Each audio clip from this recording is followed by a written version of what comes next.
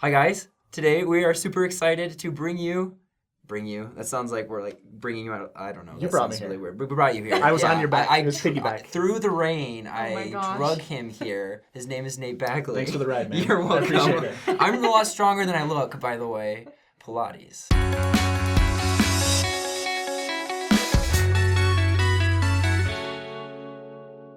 You used to do Pilates. No, Strengthen that core, I guys. did, but that's another I'm like, we gotta story. talk about this, okay? But yeah, so we have Nate Bagley, and he has a podcast and a website, which is Mormon Marriages, right? Yep. Right.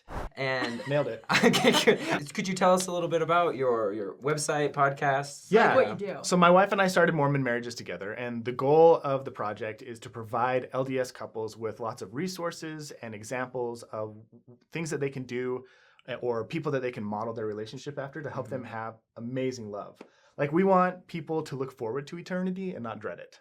Oh my gosh, So that that's is so like man, you're really just full good. of Yeah. Yeah. Well, so what got you started on this path? Like, why? Oh, man. Because you said you dropped everything to work on this project. Yeah, so about 7 years ago, I just realized that I didn't want to be crappy at love.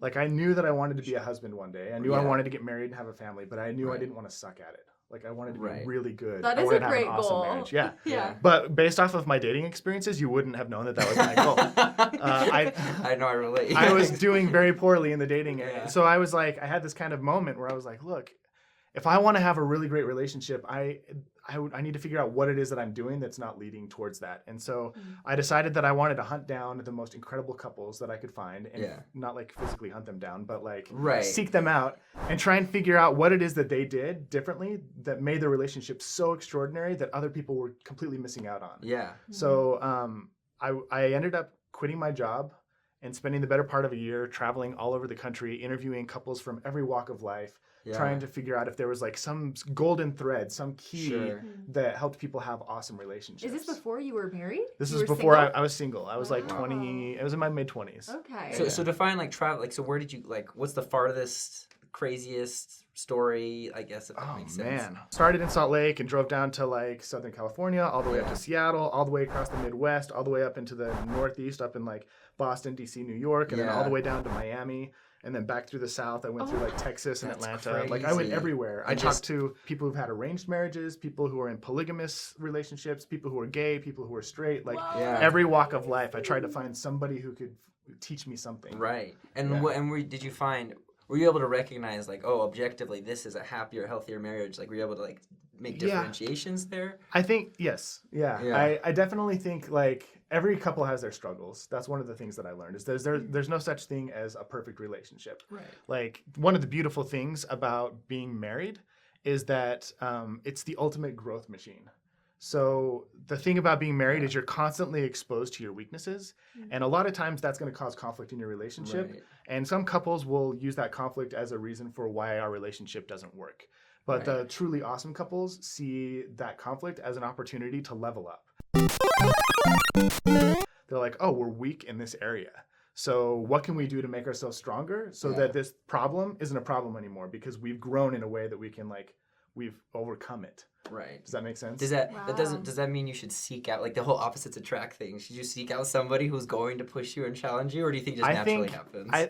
The research shows that you typically will be attracted to somebody who's going to expose you to your flaws and your weaknesses. Yeah. There's no such thing as an ideal match. The closest thing to an ideal match would be like marrying yourself, and I don't know anybody who wants to marry themselves. I've met people people will be like, oh, I have a friend and he's just like you, and I'm like, I don't want to meet him because they will drive me nuts. So we know you started your whole podcast and you went on your journey to figure out like what made a good relationship. So tell us about your relationship and how and when you got married. Oh, that's a fun story to tell.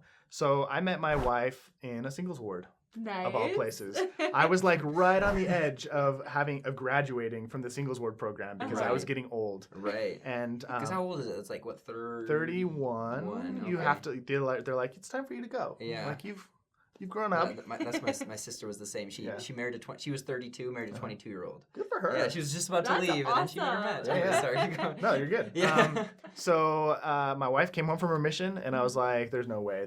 She's super cute. Like I would totally interested, but she was super introverted. And if you can't tell, I'm not an introvert. Interesting. And I thought I would make her really uncomfortable. And then we went on a big camping trip, and I saw her on the dance floor, and she came out of her introvert shell, and she winked at me, and I was like, yes! Oh my Angeline, gosh. I will date you, and I will marry you. The wink works. Yeah. Oh my gosh, She didn't know what that's she started awesome. with that wink. Yeah, exactly. But, she probably wasn't even winking. She probably just like had something in her eye and looks at you, was like, And I'm like, yeah, exactly. It's a sign. So yeah, then I pursued her and found out she was interested in another guy. And then I was very patient, and I was her friend and very supportive. And eventually I wore her down a little bit. Yeah. We went on a couple of really great dates, and then I was like, "What's next?" And she's like, "Oh, well, maybe we should get married." And I was like, "Okay, let's do it." Oh my gosh, how cute. When was that? Yeah. We've been married for almost 3 years, so not a super long time. Okay, but the real question, how long did you date, like officially date before you were married? We were a couple for almost a year. Okay. So we started going on I like to hear dates. that. Yeah. That's healthy. Yeah. We took our time, like No, not no, tons it's in Mormon terms. Yeah, like, in Mormon terms. yeah. No, Right, I just think it's fun to hear because I have friends, 2-3 months of dating, and it's I'm like, different for everybody. "Ooh," So but- no judgment if you dated a very short. Do amount you of have time. an opinion on that? Like, do you think it's Uh, bad to date for a very short amount of time before getting married? I just think it depends on the couple. Uh-huh. I think that as long as you are willing to have important conversations before you get married, that's the important thing. Okay. makes To make sense. sure that you share common values, to make sure that you have, there are a lot of conversations that you should have before you tie the knot to make sure that like what you want out of a relationship is at least similar, Right. and that you can make compromises along the way. And I think a lot of people maybe rush into it for the wrong reasons or without asking the right questions, Right. and then they bump into big obstacles. So I think one of the main reasons why it's important to take a longer time for some people is because it takes a while to open up and share some of those Yeah. important things. Well, and that kind of leads into why we invited you in the first place. Because, I mean, our channel is about, we talk a lot about the gospel, and a lot about the church. But I think there's a lot to a marriage more than just studying the scriptures, and keeping the commandments. Yeah. Which, I mean, that's a huge part of it. Huge part. But I think with all your experience and everything you've done with your podcast, I was like hoping you could share a little bit about what other things are important in a marriage that probably aren't necessarily taught in church. We don't teach a lot of like really practical marriage skills in church. Right. A lot of what we talk about in church is general gospel knowledge and like having your heart in the right place. And that's a really great foundation. Right. But like if you have an overbearing mother-in-law, or if you're having problems managing the Yeah, budget, we joke about that in church, but we don't. going to the temple more isn't going to necessarily solve that problem, or Yeah. reading your scriptures more isn't going to solve that Pray problem. her away, Yeah. Oh my gosh. Just kidding. That was amazing. But no, yeah. So like, what kind of? I don't know. Yeah, so one of the pieces of advice that I hear, and I was actually given on my wedding day, and I hear all the time, is as long as you put the needs of your partner before your own, you're going to be fine. Like as long as you serve your partner and they serve you, your marriage is going to be great. This concept can be true, but it's really easy to take it in a direction that is actually more damaging than it is healthy. So a great way to think about a better version is to think about the difference between pleasing your partner and serving your partner. So when you're pleasing your partner, you're doing whatever you can to make them happy, to make their life comfortable, to make their life good. And we're not supposed to necessarily always be a partner pleaser. Like that can lead to becoming a doormat. It can lead to resentment. It can lead to a lot of frustration. As opposed to serving your partner, when you're serving your partner, you always have your partner's best interest in mind. And sometimes that means you have to say things to your partner that will make them uncomfortable because they need to grow. They need to maybe acknowledge that they're contributing to some sort of conflict or stress in the relationship. And I think a lot of people take upon themselves the duty to be the sole source of their partner's happiness. And that isn't sustainable, and it doesn't work inside of a relationship. That sounds exhausting. Yeah, the goal should be to serve your partner and to always take into consideration what is in the best interest of the relationship, not just what's in the best interest of my partner or what's going to make my partner happy. Man, So- that was good. Yeah. Oh, That's thanks. I feel like awesome. we should, like, as you're going, just like a checklist, you know, like bullet points for you Yeah. guys to have. Like, Yeah, take notes, people. Write them down. What's another Or just one? go to mormonmarriages.com. True. That's true. This is True. like a tidbits of like what you could actually get. Yeah. That's a good Yeah. point. Going along with that, like one of the things, scriptures that we talk about a lot is like mourning with those who mourn and comforting those who stand in need of comfort. Mhm. And one of the things that's really easy to happen, that happens to a lot of couples, is that they kind of get sucked into their partner's emotions. Mhm. So it's really important to understand before you get married what you are responsible for and what your partner is responsible for.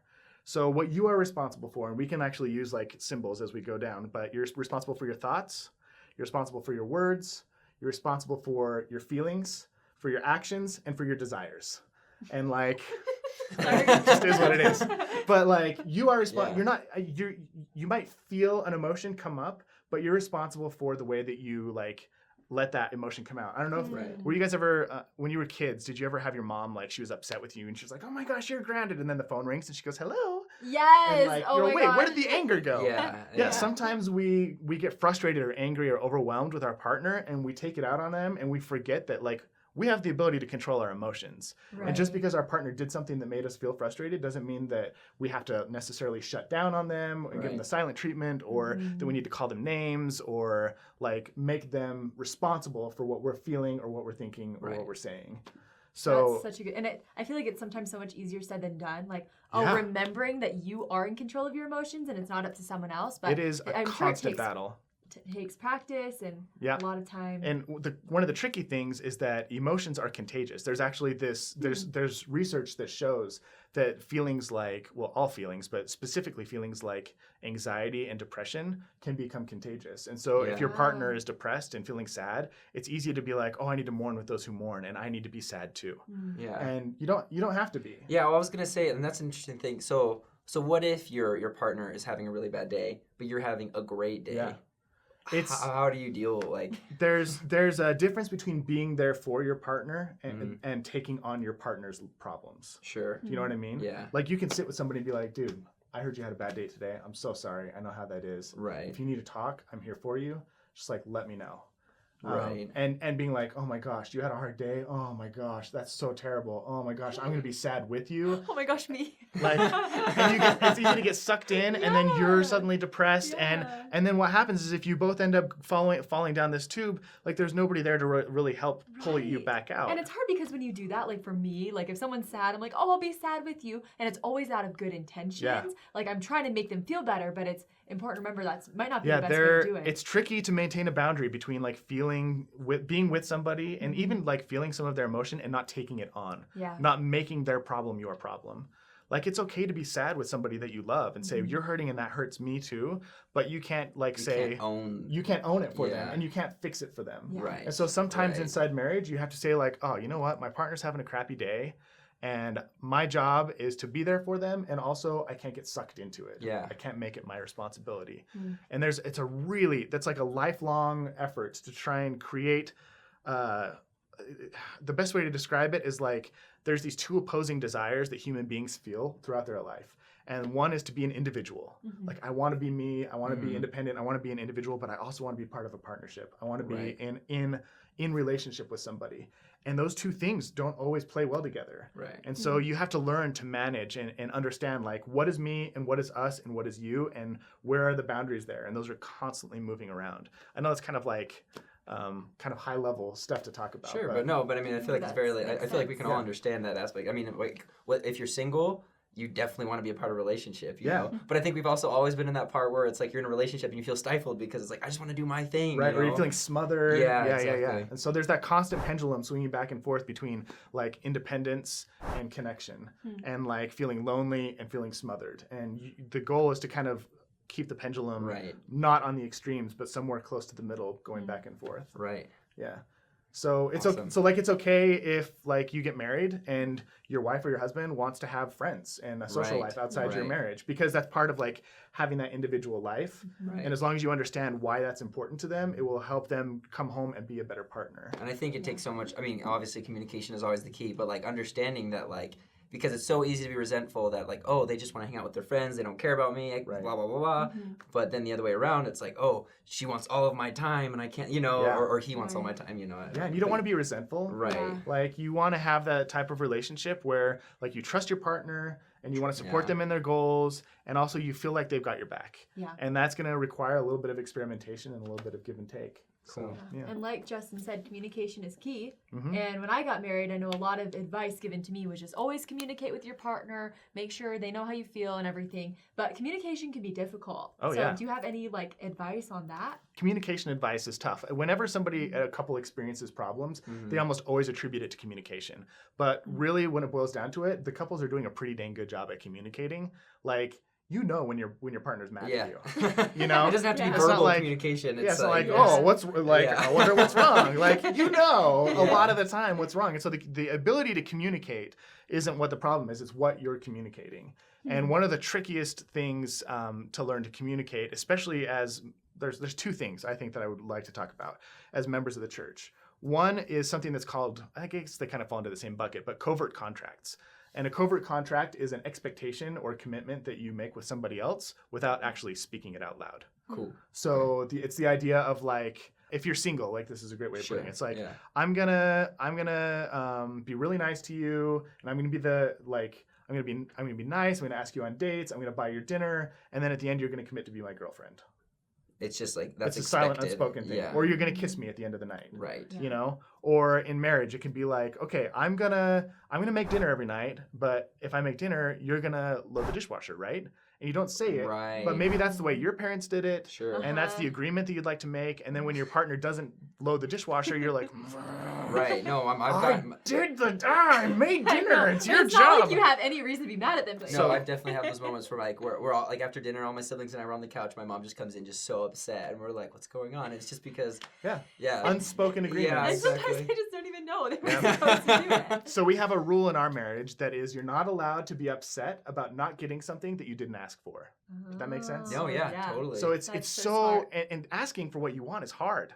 Like asking Yeah. for what you want requires you to be vulnerable. It requires you to risk not getting it. well, yeah, it requires like that you have to be okay that they say no Yeah. and still like them. So you sometimes know? it's easier to just not ask Yeah. and then be ticked off when they don't give it to you and be like, I wanted to go on a date night this week and you didn't ask me out. And Right. it's like, well, you should have said something. Well, you Right. should just know. And sometimes Uh-huh. it's like for I've heard that me, a lot. I'm like, well, I don't want You to should know. like I don't want to ask him to do something because then he's gonna like think that I'm bossy or think these things. Right. But sometimes you're just in your own head so Mhm. much that really they would be fine if you did ask, and Yeah. it always turns out better that And way. it goes both ways. And one of the Yeah. best ways to ask is to not only ask for what you want, but say why you want it.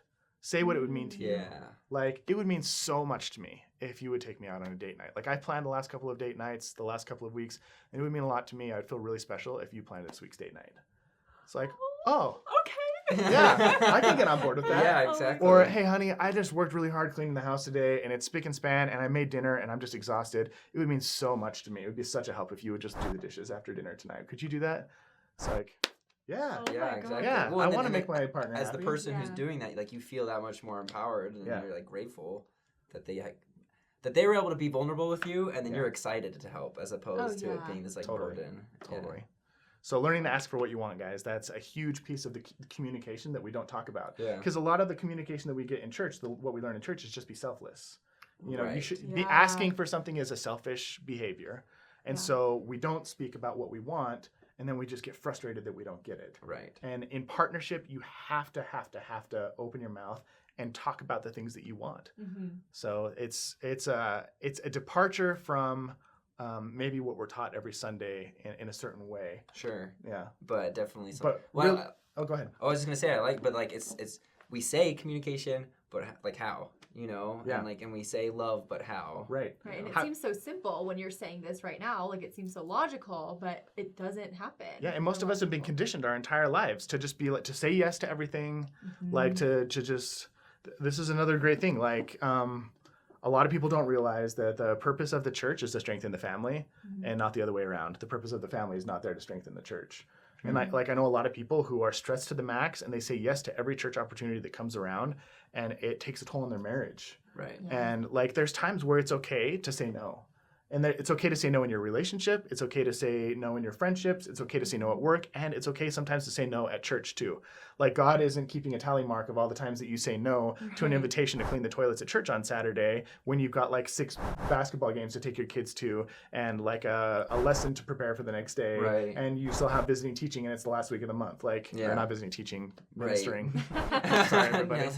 But you know what I'm saying? Like sometimes it's okay to say, hey, you know what? I just don't have the bandwidth this week. Could you find somebody else? Yeah. To preserve your family. And I'm sure our Heavenly Father would be so happy that you did that. Yeah. Because that's what He wants us to focus on the most is our family. And our leaders don't have like X-ray vision. They can't see into our lives and they don't know what's going on. So if you just keep saying yes, they keep thinking that you're capable of doing it. So I would encourage people watching to always prioritize your marriage.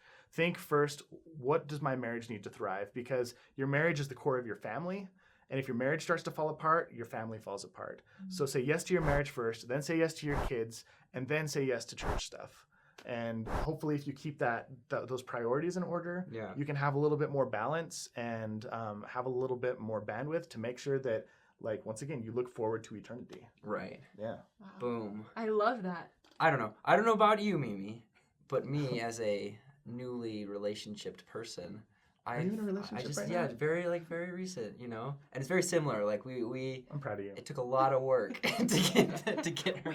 Oh my gosh. No, but it's like it's interesting because like you go to church and like and I. It's funny because you said that earlier that like I value my relationships with my family. I feel like I'm really good at communicating and like healthily and stuff.